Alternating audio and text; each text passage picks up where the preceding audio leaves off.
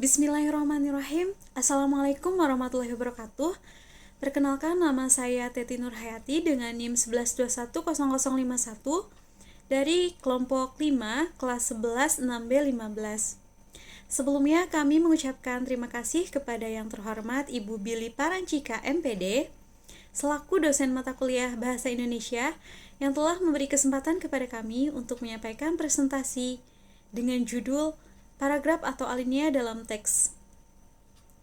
Sebelum menyampaikan inti materi presentasi mengenai paragraf atau alinea dalam teks, izinkan saya memperkenalkan anggota dari kelompok 5, yaitu yang pertama, Yulia Purnamasari dengan NIM 11210264.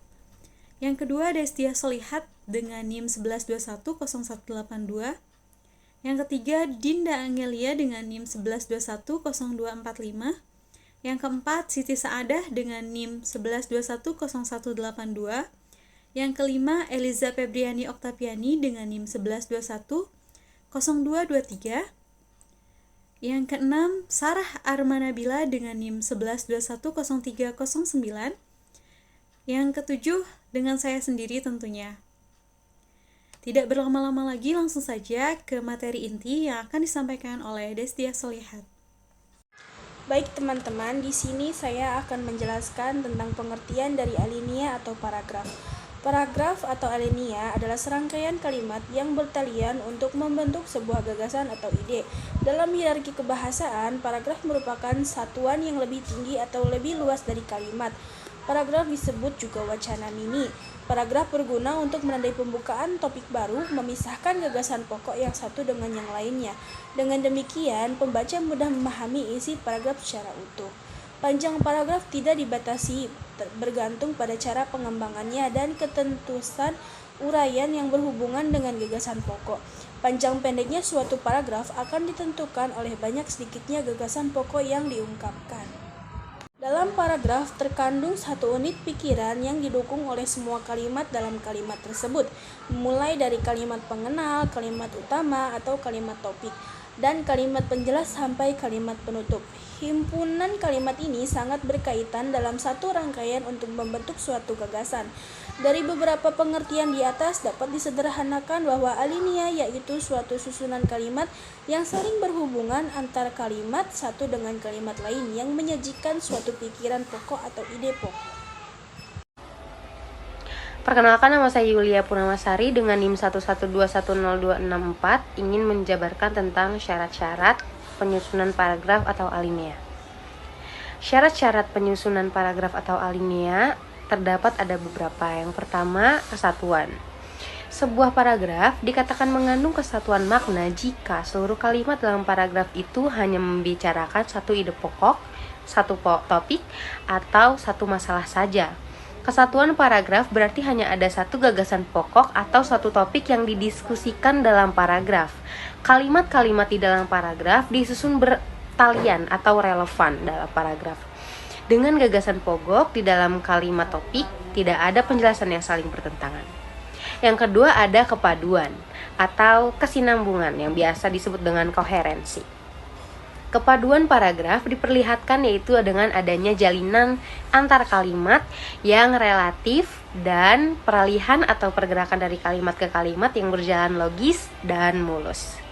Untuk mencapai kesinambungan, perlu secara jelas mengembangkan gagasan dengan urutan logis, seperti kronologis, divisi gagasan, atau perbandingan atau pertentangan, dan menggunakan pemarkahan translasi yang tepat seperti repetisi, konjungsi, atau penggunaan pronominal. Yang ketiga ada kelengkapan, yaitu paragraf perlu dikembangkan dengan kalimat-kalimat penjelas yang dapat menjunjung gagasan pokok atau kalimat topik. Jangan dikembangkan atau diperluas hanya dengan perulangan gagasan atau pokok kalimat sebelumnya. Karena itu, penulisan hendaknya menyampaikan informasi secara memadai dan lengkap agar membaca betul-betul memahami maksud dari penulis. Selanjutnya ada keberurutan. Keberurutan erat kaitannya dengan bagaimana informasi ditulis sesuai dengan gaya dari penulis. Pola yang umum digunakan untuk menjelaskan gagasan pokok ialah umum ke khusus, khusus ke umum, keseluruhan ke bagian-bagian, pertanyaan ke jawaban, akibat ke sebab, atau sebab ke akibat. Yang terakhir ada konsistensi sudut pandang. Cara penulis menempatkan diri dari suatu tulisan disebut sudut pandang. Sekali menggunakan satu sudut pandang, penulis harus konsisten, tidak dapat diubah-ubah dan berganti-ganti. Penulis dapat mengacu dirinya dengan sebutan penulis, atau saya, kami, atau bisa pula tidak menyebutkan acuan diri sama sekali. Jenis-jenis paragraf atau alinea. Yang pertama, macam-macam paragraf atau alinea berdasarkan letaknya. 1. Deduktif. Deduktif yaitu kalimat utama atau gagasan pokok pikiran berada di awal alinea. Kedua, induktif.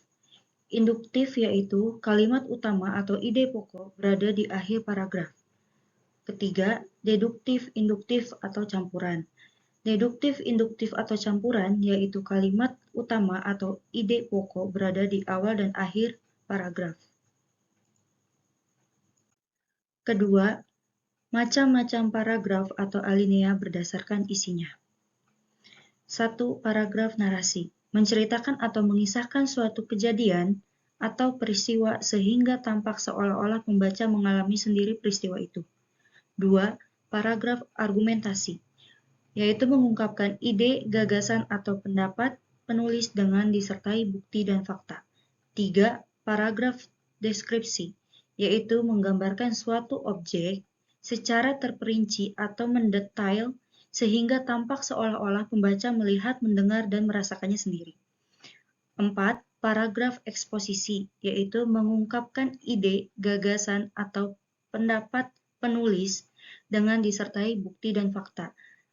Yang terakhir, paragraf persuasi, yaitu karangan ini bertujuan untuk mempengaruhi emosi pembaca agar berbuat sesuatu.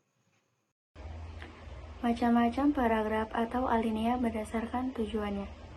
Yang pertama ada alinea pembuka. Alinea pembuka ialah alinea yang diletakkan pada awal wacana, disebut alinea pembuka. Apapun bentuk wacana itu, alinea pembuka ini disebut teras, lead, atau intro. Mengingat letaknya, teras ditunjukkan sebagai pengantar gagasan dari si penulisnya. Dengan pedoman itu, maka akan tercapainya suatu kepaduan pada dalam sebuah wacana atau karangan. Yang kedua ada alinea isi. Alinea isi merupakan suatu ide pokok beserta pengembangannya dalam sebuah wacana atau karangan. Di sini ada beberapa pola penyusunan kalimat-kalimat yang menjadi sebuah paragraf isi yang dapat dijadikan pedoman, yaitu ada pola urutan waktu, pola urutan tingkat, pola urutan apresiasif, pola urutan tempat, pola urutan klimaks, pola urutan anti klimaks, pola urutan khusus umum, pola urutan sebab akibat, dan yang terakhir ada pola urutan tanya jawab. Di sini ada alinea penutup. Dalam menutup tulisan, upayakan pula agar mengesankan pembaca. Upayakanlah jangan berpanjang lebar dalam membuat alinea penutup. Alinea ini merupakan kebulatan dari masalah-masalah yang dikemukakan pada bagian wacana atau karangan sebelumnya. Alinea ini merupakan kebulatan dari masalah-masalah yang dikemukakan pada bagian wacana atau karangan sebelumnya. Fungsi paragraf atau alinea. Yang pertama, mengekspresikan gagasan tertulis dengan memberi bentuk suatu pikiran dan perasaan ke dalam serangkaian kalimat yang tersusun secara logis dalam suatu kesatuan. Yang kedua, menandai peralihan pergantian gagasan baru bagi karangan yang terdiri beberapa paragraf. Ganti paragraf berarti ganti pokok pikiran. Yang ketiga, memudahkan pengorganisasian gagasan bagi penulis dan memudahkan pemahaman bagi pembacanya. Yang keempat, memudahkan mengembangkan topik karangan ke dalam satuan-satuan unit pikiran yang lebih kecil. Dan yang terakhir, memudahkan pengendalian variabel terutama karangan yang terdiri dari beberapa variabel. Selanjutnya di sini ada unsur yang terkandung pada alinea atau paragraf.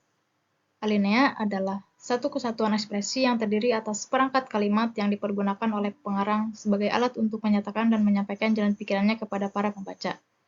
Supaya pikiran tersebut dapat diterima oleh pembaca, alinea harus tersusun secara logis sistematis. Alat bantu untuk menciptakan susunan logis sistematis itu adalah unsur-unsur penyusun alinea seperti transisi. Transisi berarti penghubung, yakni dalam paragraf hendaknya mempunyai kata transisi. Penggunaan kata transisi yang tepat dapat memadukan paragraf sehingga keseluruhan kalimat menjadi padu menyatu dan utuh. Yang kedua ada kalimat utama atau kalimat topik. Merupakan dasar dari pengembangan suatu paragraf karena kalimat utama merupakan kalimat yang mengandung pikiran utama.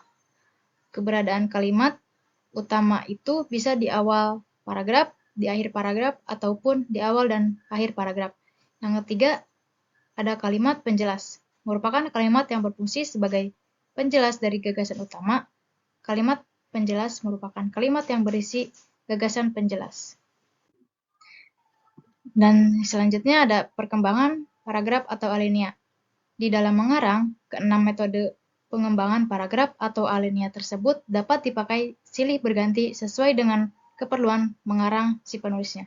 Adapun metodenya sebagai berikut. Yang pertama ada metode definisi. Yang dimaksud dengan definisi adalah usaha penulis untuk menerangkan pengertian atau konsep istilah tertentu. Untuk dapat merumuskan definisi yang jelas, penulis hendaknya memperhatikan klasifikasi konsep dan penentuan ciri khas konsep tersebut. Satu hal yang perlu diingatkan membuat definisi, kita tidak boleh mengulang kata atau istilah yang kita definisikan di dalam teks definisi itu. Yang kedua ada metode proses. Proses ini merupakan suatu urutan tindakan atau perbuatan untuk menciptakan atau menghasilkan suatu bila urutan atau tahap-tahap kejadian berlangsung dalam waktu yang berbeda. Penulis harus menyusun secara runtut atau kronologis. Yang ketiga ada metode contoh. Dalam karangan ilmiah, contoh dan ilustrasi selalu ditampilkan contoh-contoh terurai. Lebih-lebih yang memerlukan penjelasan rinci harus disusun berbagai paragraf atau alinea. Di sini saya akan menjelaskan tentang perkembangan paragraf atau alinea. Di dalam mengarang keenam metode pengembangan paragraf atau alinea tersebut dapat dipakai silih berganti sesuai dengan keperluan mengarang si penulisnya. Adapun metodenya sebagai berikut, yaitu metode sebab akibat. Metode sebab akibat atau akibat sebab dipakai untuk menerangkan suatu kejadian dan akibat yang ditimbulkannya. Atau sebaliknya, faktor yang terpenting dalam metode kualitas ini adalah kejelasan dan kelogisan. Artinya, hubungan kejadian dan penyebab harus terungkap jelas dan informasinya sesuai dengan jalan pikiran manusia. Metode kualitas atau sebab akibat umumnya tampil di tengah karangan yang berisi pembahasan atau analisis. Kemudian metode umum khusus. Metode umum khusus dan khusus umum paling banyak dipakai untuk mengembangkan gagasan paragraf atau alinea agar tampak teratur bagi penulis pemula belajar menyusun paragraf atau alinea. Dengan metode ini adalah yang paling disarankan. Kemudian metode klasifikasi.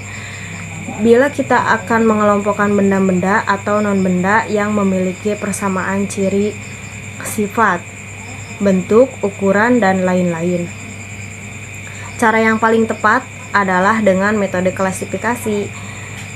Namun, pengelompokan tidak berhenti pada intervensi persamaan dan perbedaan. Setelah dikelompokkan, lalu dianalisis untuk mendapatkan generasi atau paling tidak untuk diperkembangkan atau dipertentangkan satu sama lain. Jadi berdasarkan pembahasan di atas dapat disimpulkan bahwa paragraf atau alinea adalah suatu gagasan atau ide pokok penulis yang memudahkan pembaca untuk memahami isi tulisan itu sendiri. Paragraf atau alinea dituliskan secara merojok ke dalam. Berdasarkan letak kalimat utamanya, paragraf dibagi menjadi dua, yaitu paragraf deduktif dan paragraf induktif. Suatu paragraf bukanlah merupakan kumpulan atau deretan kalimat yang masing-masing berdiri sendiri atau terlepas, melainkan dibangun oleh kalimat-kalimat yang memiliki hubungan timbal balik. Pengembangan paragraf tidak dapat dilakukan secara sembarangan. Tidak boleh terdapat unsur yang sama sekali tidak berhubungan dengan topik dan tidak mendukung topik. Penyimpangan pengembangan paragraf akan menyulitkan pembaca atau mengakibatkan paragraf tidak efektif.